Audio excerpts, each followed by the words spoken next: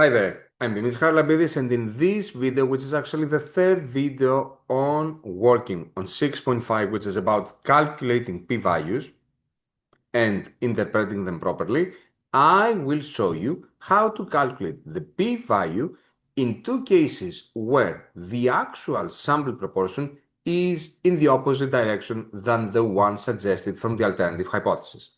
Let me be more clear, and let's work with one example.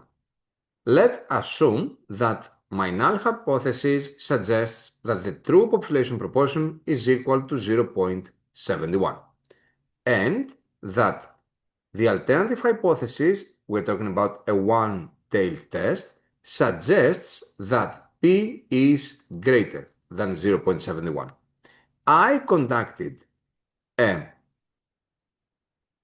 I used a sample of size 35 and I actually found the sample proportion to be equal to 0.68. Now I want to calculate the p-value. So we know that the first step for us to calculate the p-value would be through the z-statistic score, which is that p hat, the sample proportion found, minus the claimed proportion over p0 times 1 minus p0 over n. This formula can be clearly applied here as well. Before we do that, however, I want you to remember this because we might see that in one of the multiple choice questions. The p-value here will definitely be greater than 0.5. And in such cases, we will learn that together in 6.6, the p-value, since it's already greater than 0.5, and that's something too big, will make us, regardless of the selected significance level that we will later introduce, will make us to say that we have to fail to reject the null hypothesis. But for now, just keep that the p-value should be greater than 0.5. And let me show you really quickly why that would have been the case. When we assume a claimed population proportion of 0.71, we basically think of a normal distribution, the center of which is at 0.71. We found a sample proportion of 0.68, which is below that one.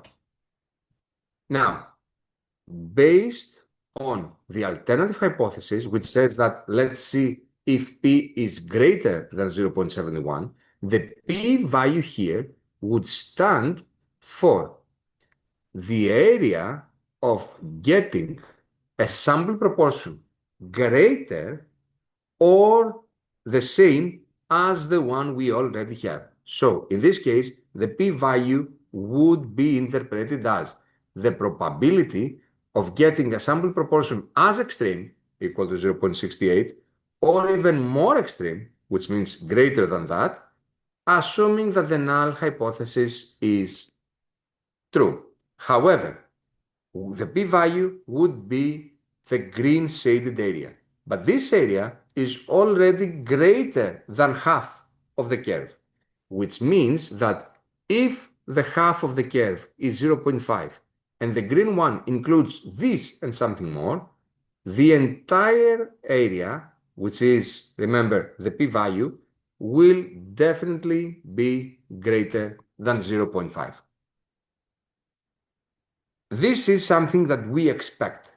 Now, about the process of our working, it always remains the same. We should start by calculating the z-score. The z-score here would be 0.68 minus 0.71 over 0.71 times 0.29 and all that over 35. I'm going to use my calculator to do the operations. 0.68 minus 0.71 71 over root, another fraction, 0.71 times 0.29 over 35. This is equal to negative 0.391. So let's see how the Z table could help me on that. Somewhere here, we would expect to have the 0.391, and we need, based on the alternative hypothesis that says P greater than that, we would need the area which is greater than that number. I'm going to search through the Z tables. The negative 0.391 is found here, where the negative 0.3 and the 9 are met, which is here. So this would be 0.3483. 0.3483. However, you should remember that these tables only show areas from the left up to that point. So basically, what I just found is this thing, 0.3483. Is this what I was looking for? No, I was looking for the green one, which is 1 minus 0.3483. And 1 minus that, 0.3483, is equal to 0.6517. And that is the p-value.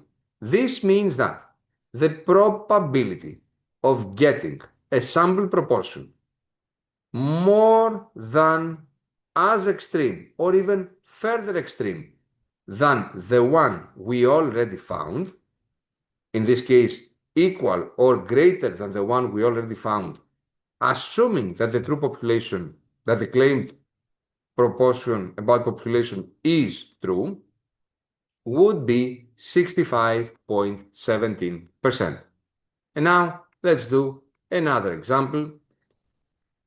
In this case, we assume that the null hypothesis is that the population proportion is 0.52 and that the alternative, the HA, is that P is greater than 0.52. Not greater this time, we said greater. Let's make it smaller this time. It's less than 0.52. I used a sample of 40 people and I found a population, a sample proportion equal to 0.61. You can see that this sample proportion found is opposite the direction indicated by the alternative hypothesis. The alternative hypothesis says smaller than 0.52, and I just found greater than 0.52. Again, I should expect here that the p-value is greater than 0.5. Let me once again explain why is this case.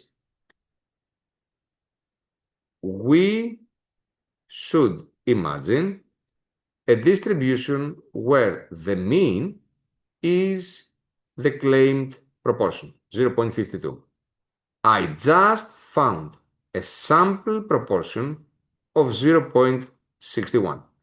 The p-value will follow the exact direction which is indicated by the alternative hypothesis. So if the alternative hypothesis suggests that p should be less than 0.52, my p-value would reflect on that and would be the area of the region being left than the 0.61. Here, however, this area that I highlighted as green clearly includes half of the bell, which is 0.5, plus something more. So we expect that area to be greater than 0.5. And this is something that saves us from time, perhaps in multiple choice questions.